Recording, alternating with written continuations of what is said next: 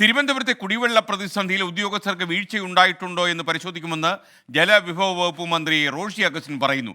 വാൽവിലുണ്ടായ തകരാറാണ് പ്രതിസന്ധി കാരണമായത്. ഭാവിയിൽ ഇത്തരം പ്രതിസന്ധി ഉണ്ടാകാതിരിക്കാൻ പ്രോട്ടോകോൾ തയ്യാറാക്കാൻ ആലോചിക്കുമെന്നും മന്ത്രി 24 പറഞ്ഞു. 24 എക്സ്ക്ലൂസീവ്.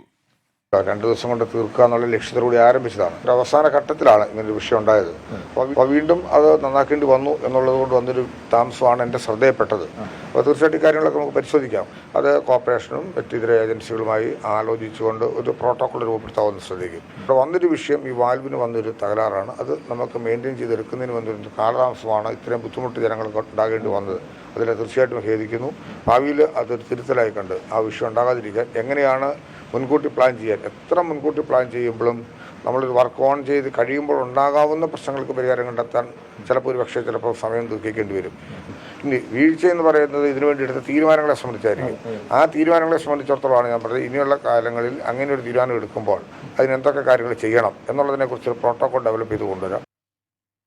അജീഷ് ജയകുമാർ വിവരങ്ങളുമായി ചേരുന്നു. Ajeesh, good morning. പറയൂ അജീഷ്, നമുക്ക് ചില കാര്യങ്ങൾ കൂടി പറയാനുണ്ട്. 5 ദിവസം കഴിഞ്ഞിട്ടും തലസ്ഥാനത്തെ കുടിവെള്ള വിതരണം പൂർണ്ണമായും പുനഃസ്ഥാപിക്കാൻ കഴിഞ്ഞിട്ടില്ല. വട്ടിയൂർക്കാവ്, നെട്ടയം, മണികണ്ഠേശ്വരം തുടങ്ങിയ മേഖലകളിൽ ഇപ്പോഴും കുടിവെള്ളം എത്തിയിട്ടില്ല. അജീഷ് ജയകുമാർ അവിടെ നിന്ന് തയ്യാറാക്കിയ റിപ്പോർട്ടാണ് അടുത്തത്.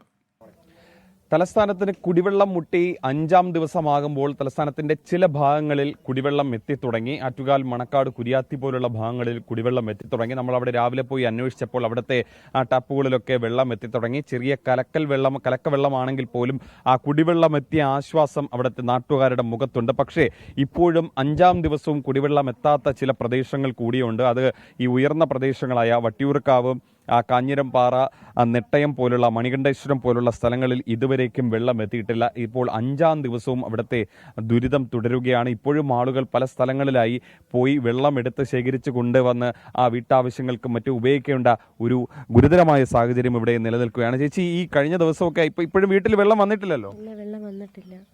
ഇപ്പൊ എന്താ ചെയ്യുന്നത്? ഇപ്പൊ ഇന്ന് രാവിലത്തേക്ക് ആവശ്യത്തിനുള്ള വെള്ളമൊക്കെ ഉണ്ടോ? ഇന്നലെ കുറച്ച് വെള്ളം കിട്ടിയിട്ടുണ്ടായിരുന്നു. രാത്രി ഒരു 12 മണിയൊക്കെ ആയപ്പം കുറച്ച് വെള്ളം കിട്ടിയിട്ടുണ്ടായിരുന്നു. കുറച്ച് വെള്ളം ഈ ചേച്ചി വിളിച്ച് പറഞ്ഞിട്ട് കുറച്ച് വെള്ളം കിട്ടിയിട്ടുണ്ടായിരുന്നു. ഞങ്ങൾ 2 ദിവസം കൊണ്ട് വീട്ടിലില്ല. മിനിഞ്ഞാന്ന് രാവിലെ വിതിരയിൽ പോയി, എൻ്റെ കുഞ്ഞമ്മ താമസിക്കണം. അപ്പോൾ അവിടെ പോയി. എനിക്ക് ചെറിയ കുട്ടികളാണ്. അപ്പോൾ അവരെ വെച്ചിട്ട് വീട്ടിൽ വെള്ളമില്ലാതിരിക്കാൻ അഡ്ജസ്റ്റ് ചെയ്യാൻ നല്ല പാടാണ്. അപ്പോൾ മിനിഞ്ഞാന്ന് വിതിരയിൽ പോയിട്ട് രാത്രി 10 മണിക്ക് വന്നു. ഇന്നലെ എൻ്റെ വീട്ടിൽ കളിയിക്കവിളയിൽ പോയി. ഇവിടെ നിന്ന് കളിയിക്കവിളയിൽ കുഞ്ഞു മക്കളെയും കൊണ്ട് പോകാൻ എത്ര ദൂരമാണ്. അപ്പോൾ അവിടെ പോയിട്ട് ഇന്നലെ രാത്രി 9:30 ആയപ്പോഴാണ് വന്നത്. അപ്പോൾ ഇന്നലെ രാത്രി വെള്ളം വരും എന്ന് പറഞ്ഞിട്ടാണ് ഞങ്ങൾ ഇന്നലെ വന്നത്, അല്ലെങ്കിൽ വന്നിരിക്കില്ലായിരുന്നു. അപ്പോൾ റെസിഡൻസിലെ ഗ്രൂപ്പിലൊക്കെ മെസ്സേജ് ഉണ്ടായിരുന്നു 6 മണിക്ക് വെള്ളം വരും എന്ന്. അത് കണ്ടിട്ടാണ് ഞങ്ങൾ അവിടെ നിന്ന് ഇറങ്ങിയത്. അപ്പോൾ ഇവിടെ വന്നപ്പോൾ വെള്ളമില്ല. അതിന് കുട്ടികളൊക്കെ വെച്ചിട്ടിരിക്കാൻ ഭയങ്കര ബുദ്ധിമുട്ടാണ്. ചായ ഇട്ട് കുടിക്കാൻ പോലും പറ്റില്ല. വെള്ളമില്ല. പക്ഷേ നിയമത്തല്ലേ പണി നടക്കണത്. അപ്പോൾ ഇവിടെ വട്ടിയൂർക്കാവ് ഭാഗത്തോട്ടൊക്കെ പൈപ്പ് ലൈനൊക്കെ അടച്ചത് ഈ ഉത്തരവാദിത്തപ്പെട്ട ആൾക്കൊക്കെ കുറച്ചെങ്കിലും വിവരം വേണ്ടേ? അവരൊക്കെ കുറച്ച് ആലോചിച്ചൊക്കെ ചെയ്യാനുള്ള കാര്യങ്ങൾ.